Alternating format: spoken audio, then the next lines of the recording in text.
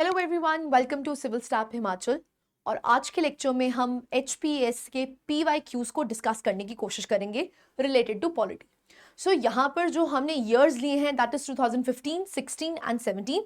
जितने भी पॉलिटी के क्वेश्चंस आपसे प्रीवियस ईयर क्वेश्चंस में पूछे गए हैं that we will discuss in detail ना। अगर हम उस एरा की बात करते हैं जब 2015, 16, 17 में पेपर लिया जाता था, the questions were very factual in nature, number one.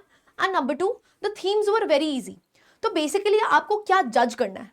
अगर आपको लगे कि भाई ऐसे ही सवाल दोबारा पूछे जाएंगे, बहुत कम चांसेस हैं कि दोबारा ऐसे सवाल पूछे जाएंगे, but what is important for you that you have to address the themes. किस थीम में से क्वेश्चन पूछा गया? क्योंकि जो आज क्वेश्चन का लेवल हो चुका है वहां पर आपको मल्टीपल स्टेटमेंट क्वेश्चंस देखने को मिलती हैं, एंड इवन जो क्वेश्चंस में फैक्ट्स पूछे जाते हैं वो भी काफी ज्यादा पूछे जाते हैं। सो बेसिकली आपको क्या इन चीजों से सीखना है? ऐसे क्वेश्चंस रिपीट नहीं होंगे, बट ये थीम्स रेपिटेटिव आपको देखने को मिलती हैं।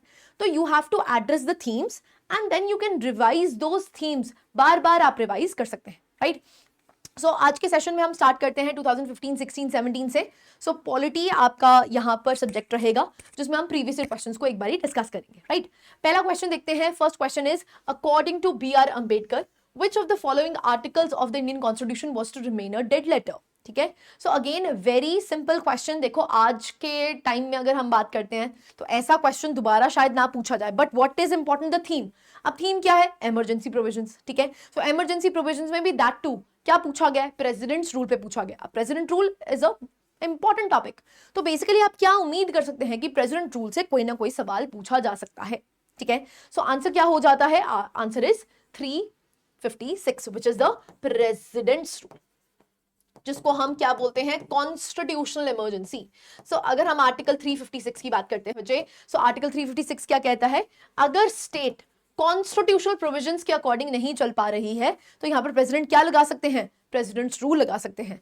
ऐसे ही आपको आर्टिकल 365 देखने को मिलता है, अगर स्टेट सेंटर की डायरेक्शंस फुलफिल नहीं कर पा रही है तो भी क्या लगाया जा सकता है? वो प्रेसिडेंट्स रूल लगा सकते हैं। अगर प्रेसिडेंट्स रूल को यहां पर प्रोक्लेम करना है तो आप क्या कर सकते हैं? यहां पर आपको मेजॉरिटी कैसी चाहिए? You need simple majority. क्या चाहिए बच्चे? सिंपल मेजॉरिटी चाहिए। कितने महीनों में चाहिए? 2 महीनों में चाहिए, 2 मंथ्स के अंदर अंदर चाहिए। और हर 6 मंथ्स के बाद क्या चाहिए? अप्रूवल, ठीक है। कैसे चाहिए? सिंपल मेजॉरिटी से अप्रूवल चाहिए, दोनों लोकसभा और राज्यसभा से। इसका मैक्सिमम पीरियड जितना आप एक्सटेंड कर सकते हो दैट इज 3 इयर्स। लेकिन अगर आपको 1 ईयर के बियॉन्ड इसको एक्सटेंड करना है तो 2 ही कंडीशंस में हो सकता है, या तो नेशनल इमरजेंसी लगी हो या फिर इलेक्शन कमीशन ऑफ इंडिया ये कह दें कि अभी इलेक्शंस वायबल नहीं है, ठीक है। सो 2 ही कंडीशंस में आप 1 ईयर के बियॉन्ड इसको एक्सटेंड कर सकते हो, और मैक्सिमम एक्सटेंशन कितनी हो सकती है? 3 years. Now these are in depth, right? So basically you have to address the theme and theme से रिलेटेड जितने भी फैक्ट्स हैं उसको एक बार जरूर रिवाइज कीजिए, right? So again a simple question, but the question has to be implemented in such a way that you do all the facts। जो उस थीम से रिलेटेड जितने भी फैक्ट्स हैं उसको दोबारा रिवाइज कीजिए। नेक्स्ट क्वेश्चन में मूव करते हैं। आपसे क्वेश्चन पूछा गया है, the elected members of state legislative assembly participate in which of the elections? किन किन के इलेक्शंस में पार्टिसिपेट किया जाता है? सो प्रेसिडेंट, यस, प्रेसिडेंट की अगर बात करते हैं बच्चे, कौन कौन यहां पर पार्टिसिपेट करता है? Elected members of Lok Sabha, elected members of Rajya Sabha, elected members of state legislative assemblies and elected members of all UTs with legislature, ठीक है। सो बिल्कुल प्रेसिडेंट के इलेक्शंस में यहां पर पार्टिसिपेट करते हैं। सो आपके लिए ऑप्शंस हैं 1 2 3, 1 3 4, 1 2 4 और 1 2 3 4। तो आराम से आप वीडियो को पॉज कर सकते हैं और आराम से अपना आंसर लिख सकते हैं, but this again is a easier question, ठीक है। तो थीम्स इंपॉर्टेंट है, जैसे प्रेसिडेंट ऑफ इंडिया क्वेश्चन पूछा जा सकता है, vice president of India, members of Rajya Sabha, members of legislative council. तो ऑब्वियस ही बात है मेंबर्स ऑफ राज्यसभा में भी कौन पार्टिसिपेट करेगा? आपको देखने को मिलता है that is the state legislative assembly members, right? So obvious ही बात है, आंसर क्या बन जाता है? That is B, 1 3 4। Vice president के इलेक्शन में कौन पार्टिसिपेट करता है? सिर्फ और सिर्फ members of Lok Sabha and Rajya Sabha, ठीक है। इसलिए जो आपकी सेकंड स्टेटमेंट है वो इनकरेक्ट हो जाती है, बाकी स्टेटमेंट्स आपको बिल्कुल करेक्ट देखने को मिलती है, ठीक है। Simple question. अगेन थीम्स याद रखिए, किन थीम्स पे से क्वेश्चन पूछा गया है। थर्ड क्वेश्चन देखते हैं, which of the following are exclusive committee of the Rajya Sabha? Committee on subordinate legislation, committee on government assurances, committee on welfare welfare of schedule caste and schedule tribes, committee on public undertakings. तो आपको बताना है exclusive committee किसकी है, राज्यसभा की कौन सी है। सो आपके पास यहाँ पर आंसर आ जाता है that is 1 and 2। Committee on subordinate legislation ये एक्सक्लूसिव कमिटी है। ऐसी कमिटी ऑन गवर्नमेंट एश्योरेंसेज ये आपकी राज्यसभा की एक्सक्लूसिव कमिटी है ना। अगर committee on welfare of schedule caste and schedule tribes की बात करते हैं, इसमें लोकसभा का भी रोल रहता है। And even committee on public undertakings तो आपने जरूर पढ़ा होगा, this is the financial committee, जिसमें आपको 22 मेंबर्स देखने को मिलते हैं, 15 from Lok Sabha and 7 from Rajya Sabha. ठीक है, सो ये एक्सक्लूसिव राज्यसभा की नहीं है, इसलिए जो आपकी फोर्थ और थर्ड बॉडी है दैट बिकम्स इनकरेक्ट, पहली दो बिल्कुल करेक्ट हो जाती है। क्लैरिटी है। नेक्स्ट क्वेश्चन में मूव करते हैं, question number 4। The tenure of chief election commissioner of India is 5 years, 5 years or 65 years of age, whichever is earlier, 6 years or 65 years of age, whichever is earlier, or 6 years or 70 years of age, whichever is earlier. Now again, this is a very simple question today, but ये उस time जब आप 2015-16 की बात करते हैं, again a very factual question. Now what is the theme है election commission of India. Election commission of India की अपॉइंटमेंट पे क्वेश्चन पूछा जा सकता है। एंड इवन जो यहाँ पर chief election commissioner amendment act आपको देखने को मिला, उस एक्ट के तहत कौन से चेंजेस किए गए हैं, दैट इज वेरी क्रूशियल, जहां से क्वेश्चन फ्रेम हो सकता है। Right, so let's see the answer बच्चे 6 years 65 years of age, whichever is earlier. Again theme important है, you have to select the theme which is election commission of India. इनकी appointment process कैसा है, इनका tenure कैसा रहता है, recently जो चेंजेस इंट्रोड्यूस करे गए थे पार्लियामेंट के द्वारा इलेक्शन कमीशन ऑफ इंडिया को लेके, तो उसमें क्या चेंजेस इंट्रोड्यूस किए गए हैं, that becomes very crucial today. Right, next question में मूव करते हैं, क्वेश्चन नंबर 5। व्हिच कमीशन और committees has recommended that there should be a minister for Panchayati Raj. एक मिनिस्ट्री होनी चाहिए पंचायती राज के लिए। Ashok Mehta committee, Singhvi committee, V K. Rao committee and second administrative reforms commission. So यहाँ पर आंसर बन जाता है बच्चे A, that is Ashok Mehta committee, जहां पर ये एक रेकमेंड किया गया था कि आपके लिए there should be a minister for the panchayati raj institutions. Very crucial, again a fact, panchayati raj institutions पे क्वेश्चन आना ही आना है। क्या आ सकता है, या तो क्रोनोलॉजी पे आ सकता है, कौन सी पहली कमेटी बैठी कौन सी बाद में बैठी। दूसरा, उनकी रिकमेंडेशंस पे भी क्वेश्चन पूछा जा सकता है। तो again what is relevant for you, panchayati raj institutions की जितनी भी कमिटीज बैठी हैं, उन कमिटीज के लिए जो जो उनकी की रिकमेंडेशंस थी, वो रिकमेंडेशंस भी आपको याद करनी पड़ेगी। ठीक है जी, नेक्स्ट क्वेश्चन में मूव करते हैं, question number 6। Which of the following amendments to the Indian Constitution has made the right to education as a fundamental right? Again, a very simple question back then. आपको पता ही है कौन सी amendment है, 86th amendment है ना। Now, what you can do, देखो 86th amendment, अब amendment पे क्वेश्चन पूछा गया है, तो recent amendments 99th constitutional amendment से लेके 106th constitutional amendment becomes very very crucial. ठीक है, सो अगेन इंपॉर्टेंट है, फंडामेंटल राइट्स और अमेंडमेंट से रिलेटेड आपको क्वेश्चन देखने को मिला। सो थीम्स इंपॉर्टेंट है, थीम्स यू हैव टू जज। नेक्स्ट क्वेश्चन में मूव करते हैं, question number 7। Which of the following statements are correct about National Human Rights Commission? National Human Rights Commission is an independent body. It is not a constitutional body. It is a statutory body. It is a multi-member body. So आपसे पूछा गया है कि आपको बताना है कौन कौन सी करेक्ट स्टेटमेंट्स हैं। 1 and 3, 1 2 3, 1 2 4, 1 2 3 4। अगेन वीडियो को पॉज कर सकते हैं और उसके बाद अटेम्प्ट कर सकते हैं। आपसे पूछा गया है नेशनल ह्यूमन राइट्स कमीशन पे, तो मतलब क्या है, एक स्टैट्यूटरी बॉडी आपको देखने को मिलती है, it is not a constitutional body. So again question किस पे पूछा जा सकता है, the constitutional bodies as well as the non constitutional bodies. ना बिकॉज एनएचआरसी पे पूछा गया है, तो एनएचआरसी के लिए जो कमीशन आपको देखने को मिलता है, the composition, please do right it in the comment box, इनकी कॉम्पोजिशन, अपॉइंटमेंट, सिलेक्शन कमिटी, इनकी सिलेक्शन कमिटी कौन सी होती है, सिलेक्शन कमिटी में कौन कौन पार्टिसिपेट करता है, एंड रिमूवल। देखो जो भी स्टैट्यूटरी बॉडीज पढ़ोगे चाहे कॉन्स्टिट्यूशनल बॉडीज पढ़ोगे, ये चार चीजें बहुत इंपॉर्टेंट है। कौन अपॉइंट करता है, अपॉइंटिंग प्रोसेस कैसा है, कॉम्पोजिशन कैसी है, उनकी बॉडी कैसी है, 1 member 3 member, जैसे इलेक्शन कमीशन ऑफ इंडिया की बात करते हैं, it is a 3 member body, तो आपको कॉम्पोजिशन पता होनी चाहिए। दूसरी, अपॉइंटमेंट प्रोसेस कैसा है, सिलेक्शन कमिटी में कौन कौन पार्टिसिपेट करता है, एंड द रिमूवल प्रोसेस। ठीक है, वेरी इंपॉर्टेंट, अगेन एनएचआरसी पे क्वेश्चन पूछा गया है। सो आंसर यहाँ पर देख लेते हैं, आंसर आपको देखने को मिलता है दैट इज बी, 1 2 and 3। ठीक है, तो नेशनल ह्यूमन राइट्स कमीशन एक इंडिपेंडेंट बॉडी है, ये कॉन्स्टिट्यूशनल बॉडी नहीं है, ये एक स्टैट्यूटरी बॉडी है। Right, so the answer is B. Next question पे मूव करते हैं, question number 8। which is the correct sequence of the 4 stages in public policy formulation process? आपको बताना है कौन सी करेक्ट प्रोसीजर है So making policy decisions, putting public problems on policy agenda, identifying public proposals to deal with the problem. आपको बताना है कौन सी chronology follow करी जाएगी. Just a second, the fourth term is missing. Okay, so the question here is incomplete, I guess. Just a second. B, that is 3, 2, 4, 1. 3 is सबसे पहले identify करो, ठीक है. फिर उसके बाद क्या करो, पब्लिक प्रॉब्लम्स को पॉलिसी एजेंडा पे रखो. उसके बाद आपको जो फोर्थ पॉइंट है that is missing. So it can be, obviously बात है, जब हम यहाँ पर पॉलिसी एजेंडा बना लेंगे उसके बाद क्या होनी चाहिए, डिस्कशन, है ना. डिबेट्स एंड डिस्कशन होनी चाहिए कि भाई पॉलिसी एजेंडा पे रख लिया. उसके बाद क्या होना चाहिए, you should make the policy decisions, that should be the last step, ठीक है. सो फोर्थ प्लीज ऐड कर लेना, debates and discussions on the policy agenda. जो भी हमारा पॉलिसी एजेंडा है उस पर डिस्कशन करके उसके बाद क्या करना है, डिसीजन मेकिंग करनी है, ठीक है. So your answer is B. Done. Next question में मूव करते हैं. Question number 9. The responsibility for law and order vests in the public commissioner, police commissioner in the cities of Chandigarh, Delhi, Mumbai, Kolkata. आपको बताना है कि भाई लॉ एंड ऑर्डर को maintain करने के लिए रिस्पॉन्सिबिलिटी पुलिस कमिश्नर के पास किन किन सिटीज में है. आपके पास ऑप्शंस है 1 2 3, 1 3 4, 2 3 4, 1 2 3 4. Again a very factual question. Answer देख लेते हैं. इसका आंसर आपको देखने को मिलता है दैट इज सी, 2 3 4, 2 3 4, ठीक है. यहाँ पर लॉ एंड ऑर्डर को मेंटेन करने की जो पावर है वो किसके पास है, पुलिस कमिश्नर के पास है. Again a very factual question. Next, 10th question. Which one of the following functions does not figure in the 11th schedule of the Constitution, which is 73rd Amendment? Libraries, cultural activities, fire services और family welfare. Now again, जब हम 11th schedule की बात करते हैं तो आपको कितने सब्जेक्ट्स देखने को मिलते हैं, 29 सब्जेक्ट्स आपको वहां पर देखने को मिलते हैं.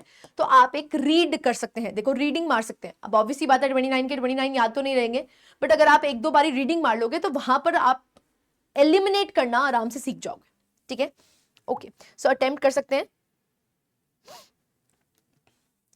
Let's see the answer. Answer देख लेते हैं. आंसर इज फायर सर्विसेज आपको नहीं देखने को मिलती है.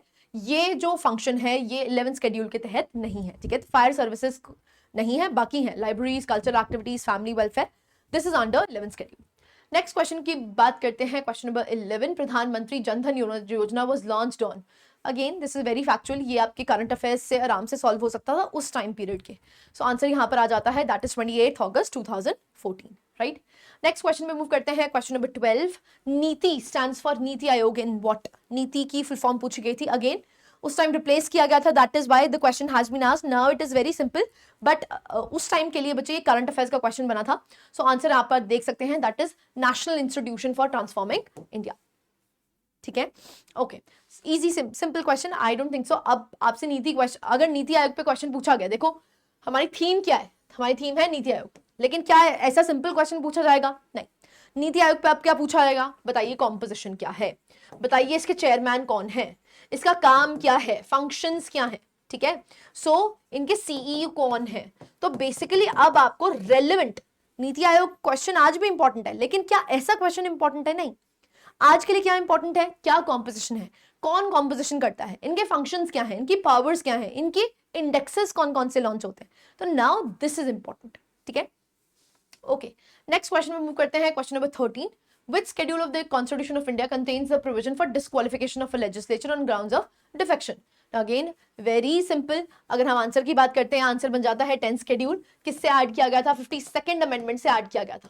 Now the theme is important. आज भी एंटी डिफेक्शन आज भी इंपॉर्टेंट है, लेकिन क्या इतना सिंपल क्वेश्चन पूछा जाएगा, नहीं. क्या पूछा जाएगा, अब आपको क्या देखने को मिलेगा, एंटी डिफेक्शन की डिटेल्स. किस बेसिस पे डिफेक्ट किया जा सकता है, क्या एक्सेप्शंस एग्जिस्ट करती हैं, कौन यहां पर अथॉरिटी है which is the speaker. Authority कौन है जो यहां पर फाइनल डिसीजन ले सकता है, क्या इसका जुडिशियल रिव्यू हो सकता है, अगर जुडिशियल रिव्यू हो सकता है तो कौन सा केस लॉ है, विच इज कि हो तो हॉलोहन केस, ठीक है. तो this is how you need to prepare. Anti defection आज भी इंपॉर्टेंट है, लेकिन एंटी डिफेक्शन के लिए जो रेलेवेंट थीम है अब ये है,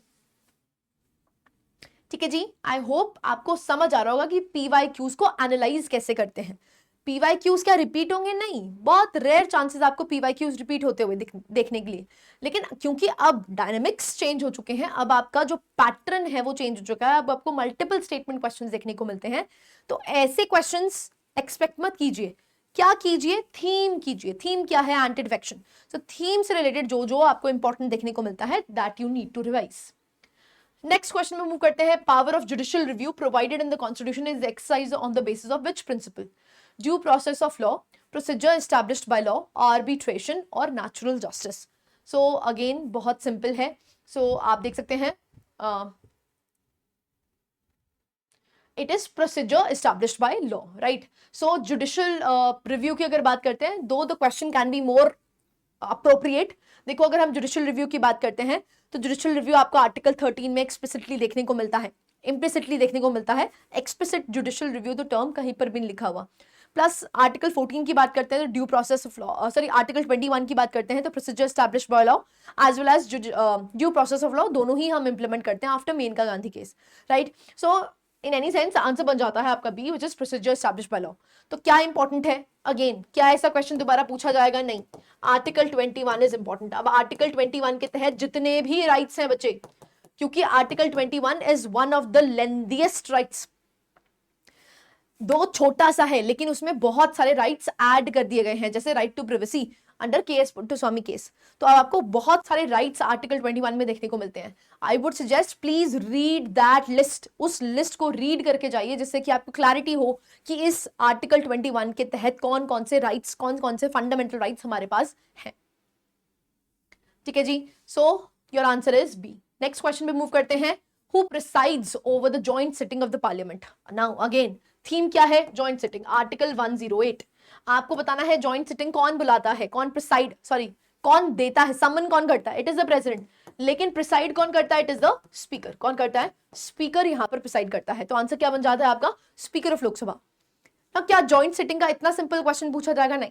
अब क्या पूछा जाएगा, डेप्थ में पूछा जाएगा। बताइए जॉइंट सिटिंग किस मेजॉरिटी से पास करा जाता है बिल जॉइंट सिटिंग में? Bye simple majority. ये डेडलॉक का ये जो जॉइंट सिटिंग है कब बिठाई जा सकती है? क्या कॉन्स्टिट्यूशनल अमेंडमेंट बिल्स के लिए जॉइंट सिटिंग बिठाई जा सकती है? नहीं। क्या मनी बिल्स के लिए जॉइंट सिटिंग बिठाई जा सकती है? नहीं। किसके लिए है, ऑर्डिनरी बिल्स के लिए है। क्लैरिटी है? तो जॉइंट सिटिंग आज भी थीम इंपॉर्टेंट है, बट इतना इजी क्वेश्चन नहीं आएगा, डेप्थ में आपको क्वेश्चंस देखने को मिलेंगे। ठीक है, नेक्स्ट है under which provision can the speaker allow any member of the house to speak in her और हिज और her mother tongue? Now again very factual in nature. So इसका आंसर आपको बताना है 110 के तहत तो आपको मनी बिल देखने को मिलता है, 122, 120 क्लॉज 1 एंड 126। सो आंसर बच्चे 120 क्लॉज 1 है, जिसके तहत स्पीकर अलाउ कर सकता है किसी भी मेंबर को मदर टंग में बोलने की। नेक्स्ट क्वेश्चन पे मूव करते हैं, question number 17। Supreme Court's judgment in Indira Sawhney versus Union of India is related to which of the case issue? So reservation of OBCs, reservation of scheduled castes, reservation of minorities और reservation for scheduled tribes. So simple है। इंदिरा साहनी की अगर बात करते हैं, just a second, so Indira Sahni की अगर बात करते हैं तो it is related to OBCs. So again important articles कौन से हैं? आर्टिकल 15, आर्टिकल 16, ठीक है, specially article 16 very very important. Article 16 की अगर बात करते हैं तो क्लॉज 4A, क्लॉज 4B दोनों ही इंपॉर्टेंट हो जाते हैं। कौन कौन सी अमेंडमेंट्स हुई? 77th amendment, 85th amendment and 81st amendment. Very crucial for your point of your paper point of view. So again you have to what do article 16 in detail.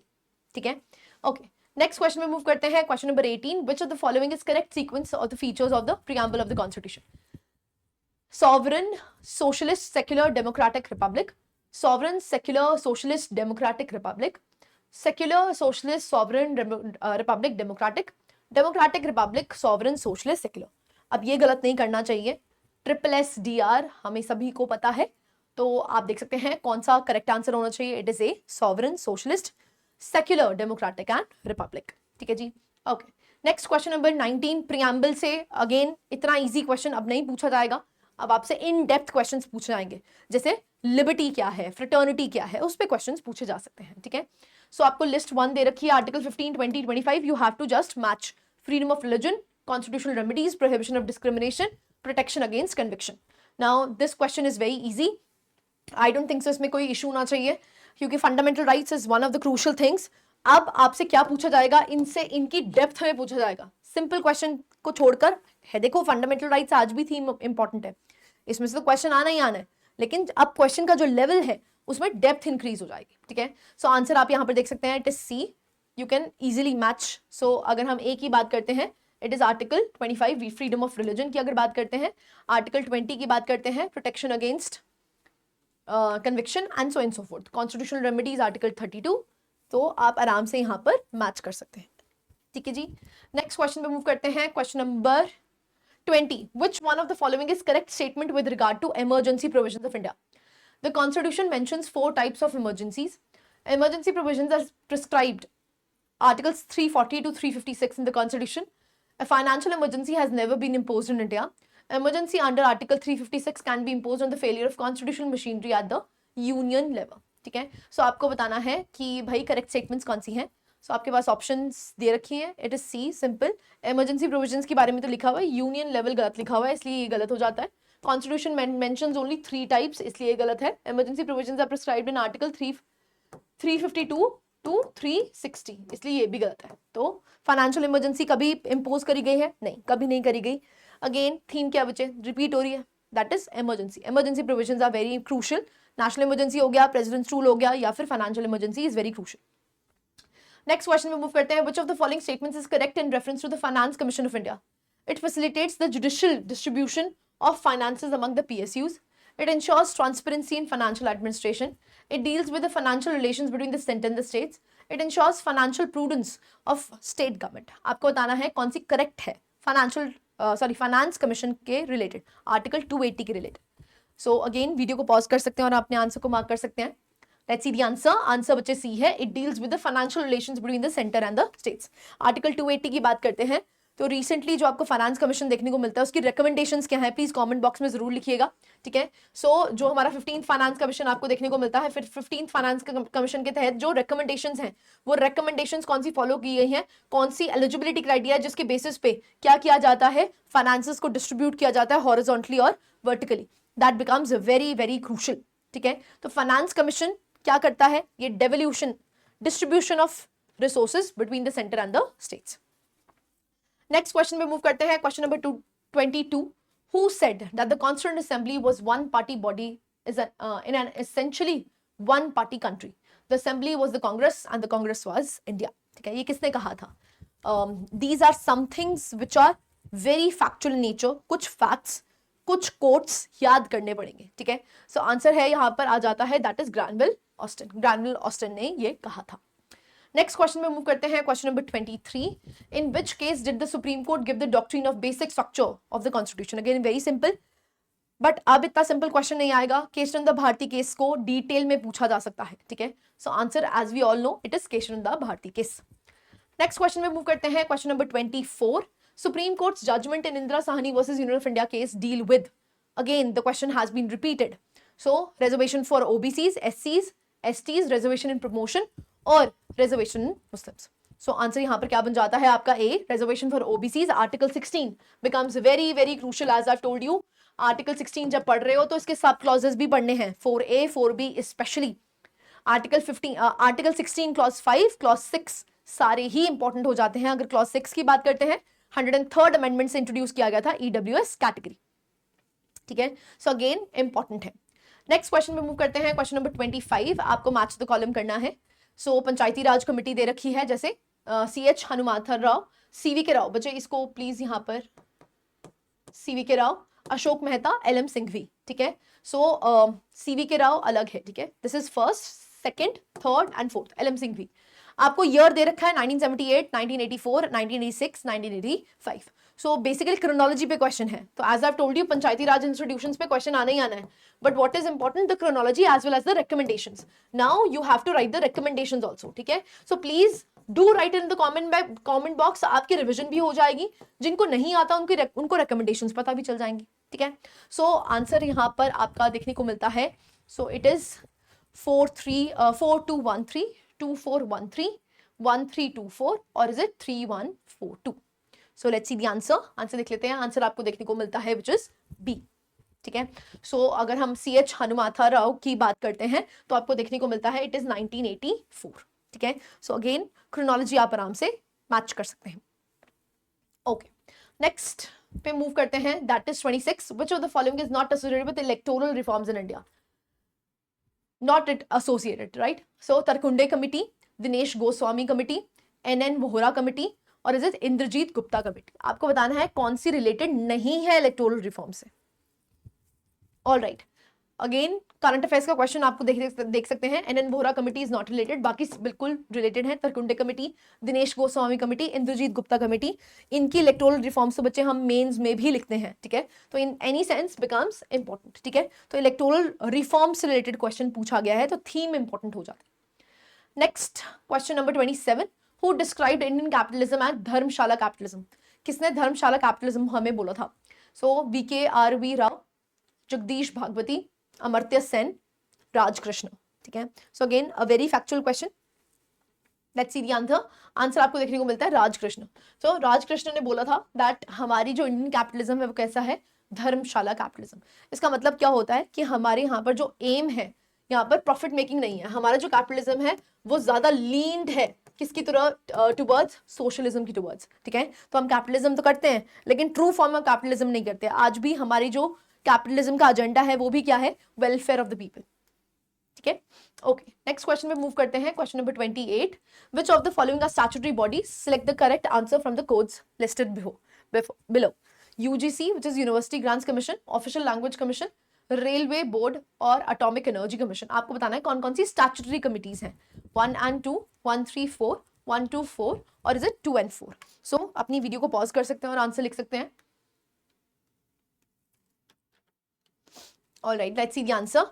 Answer देख लेते हैं। Answer बच्चे आपको 1, 3, 4 देखने को मिलता है। ऑफिशियल लैंग्वेजेस कमीशन को छोड़कर बाकी सारे स्टैट्यूटरी हैं। ऑफिशियल लैंग्वेजेस कमीशन क्या है? It is constitutional body. ये क्या है? कॉन्स्टिट्यूशनल बॉडी है। सो प्लीज जितनी भी कॉन्स्टिट्यूशनल बॉडीज, बच्चे 11 कॉन्स्टिट्यूशनल बॉडीज आपको देखने को मिलती हैं। ये 11 कॉन्स्टिट्यूशनल बॉडीज के प्लीज आर्टिकल नंबर जरूर लिखिए, ठीक है? Write down the article number of official languages committee also in the comment box, right? Okay, next question पे मूव करते हैं। Regarding the interim government of 1946, which of the following is not correct? कौन सा correct नहीं है? Jawaharlal Nehru was the prime minister, head of the executive council. Jawaharlal Nehru was designated as the Vice President of Viceroy's Executive Council. The Viceroy continues to be the head of the Executive Council. The members of the interim government were members of the Viceroy's Executive Council. आपको बताना है कौन C correct नहीं है। So video को pause कर सकते हैं और अपने आंसर को मार्क कर सकते हैं। Alright, let's see the answer. Answer देख लेते हैं। आंसर बच्चा आपको देखने को मिलता है that is a. So Jawaharlal Nehru was the prime minister, head of the executive council. It is not correct. उस टाइम ये हेड ऑफ द काउंसिल नहीं थे। उस टाइम हमने किनको एग्जीक्यूटिव काउंसिल बना रखा था? जो वाइसरॉय थे वो ही कंटिन्यू कर रहे थे as the head of the executive council. That is why your first statement is incorrect, बाकी बिल्कुल स्टेटमेंट्स करेक्ट है, ठीक है? तो आप कह सकते हैं ये मॉडर्न इंडिया में पढ़ते हैं बच्चे, आप पॉलिटी में पढ़ते हैं, तो किसी भी कॉन्टेक्स्ट से आप इसको सॉल्व कर सकते हैं। नेक्स्ट क्वेश्चन में मूव करते हैं। Question number 30, who said Indian federalism is a new kind of federation to meet India's peculiar needs? Granville Austin, Ivor Jennings, Alexandrowicz और is it Ronald Watts? So किसने कहा है ये? Again these are something miscellaneous जिसको हम बोलते हैं, क्योंकि कोट्स वगैरह ऐसी चीज है जो आप मिसलेनियस सेक्शन में ही पढ़ते हैं। तो एनी सेंस आप मिसलेनियस टॉपिक्स को भी कवर कर सकते हैं, right? Okay, let's see the answer. Answer बच्चे आपको देखने को मिलता है इट इज ग्रानवेल ऑस्टिन, ठीक है? So again it is a new kind of federation. ये किसने बोला है? क्योंकि हम कैसे हैं? हम क्वाजी फेडरल इन नेचर हैं। क्वाजी फेडरल का मतलब क्या है? हमारे यहाँ पर यूनिटरी और फेडरल फीचर्स दोनों ही हैं, लेकिन बाइसनेस किसकी टुवर्ड्स हैं? यूनिटरी फीचर्स ज्यादा हैं as compared to federal features, right? Okay, next question में मूव करते हैं। Question number 31, Adi Ambedkar Samaj movement was related to which state? कौन सी related? Maharashtra, Punjab, Rajasthan, Uttar Pradesh. Okay, let's see the answer. ये आप करंट अफेयर्स में भी आप देख सकते हैं। तो it was related to Punjab area, ठीक है? So again factual, very factual in nature. Next question में मूव करते हैं। 32, who describe the critical and creative role of politics in India as Indian model of development? So यहाँ पे critical और creative role of politics के बारे में किसने कहा था? रजनी कोठारी, अमर्त्य सेन, जगदीश भागवती और James manner. Let's see the answer. Again miscellaneous section है। रजनी कोठारी ने कहा था that the Indian model of development, right? Next question पे मूव करते हैं। क्वेश्चन नंबर 33, लिस्ट को आपको मैच करना है, इवेंट्स है। Millennium development goals report, national commission for main, ministry of women and child development, national mission for empowerment of women. आपको year के साथ मैचिंग करनी है बच्चे। ये आज भी फेवरेट टॉपिक है HPS का। आज भी आपको ऐसे मैच द कॉलम्स देखने को मिलते हैं। सो बेसिकली आपको क्या करना है? जो स्टैट्यूटरी बॉडीज हैं उसकी ईयर, किस दिन ये फॉर्मुलेट हुए थे। अगर स्टैट्यूटरी बॉडीज है तो ऑब्वियसली बात है एक्ट होगा, है ना? एक्ट के साथ जो उसके ईयर्स हैं वो आपको याद ही करने पड़ेंगे। You have no other choice, ठीक है। सो आपसे क्वेश्चंस पूछा गया है 1 2 3 4, 1 2 4 3, 4 3 2 1, 1 4 3 2 और इज इट 3 1 2 4। सो आंसर यहाँ पर देख लिया, answer is B which is 1 2 4 3। ठीक है, 1 2 4 3। मिलेनियम डेवलपमेंट गोल्स की बात करते हैं तो 2010, उसके बाद आपको देखने को मिलता है नेशनल कमीशन फॉर वुमेन 2006, उसके बाद national mission for empowerment of women की बात करते हैं 1992, और ministry of women and child development की बात करते हैं दैट इज 2011। ठीक है, so again you just have to match the year. ये आज भी पूछा जाता है, तो that is why I am saying जितने भी पॉलिटी में आप स्टैट्यूटरी बॉडीज पढ़ोगे तो उसका स्टैट्यूटरी जिस दिन वो एक्ट बना था वो याद कर लीजिए, स्पेशली ईयर जरूर याद कीजिए। ठीक है जी। So these were the questions, these were 33 questions that we have discussed. तो आप कह सकते हैं अप्रोक्सीमेटली जो क्वेश्चंस पूछे जा रहे हैं दैट इज 10 to 11, है ना। 10 से 12 क्वेश्चंस आपको देखने को मिल रहे हैं हर साल, तो दैट मीन्स पॉलिटी के 10 से 12 क्वेश्चंस तो आपको देखने को मिलेंगे ही मिलेंगे।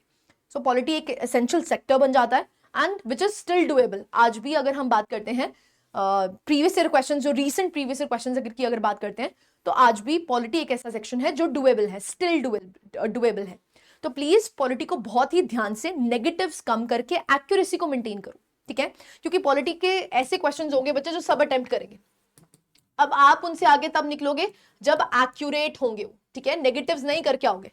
So what you need is accuracy. तो पॉलिटी को जितना रिवाइज कर सकते हो उतना रिवाइज करो।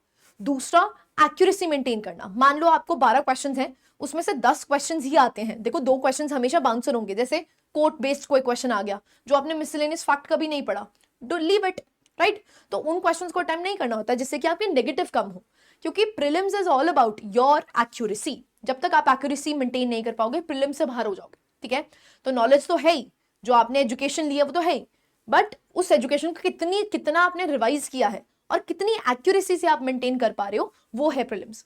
ठीक है, तो पॉलिटी के क्वेश्चंस आज भी डुएबल हैं। बाय एंड बाय हम देखेंगे, इन एनी सेंस हमारी प्रीवियस ईयर क्वेश्चंस की सीरीज चल ही रही है, तो रीसेंट जो पेपर्स हुए हैं वहां पर आपको पॉलिटी स्टिल डुएबल देखने को मिल रही है। So that is why I am saying please maintain your accuracy, right. So this was it from my side. I hope you like the lecture. Thank you very much.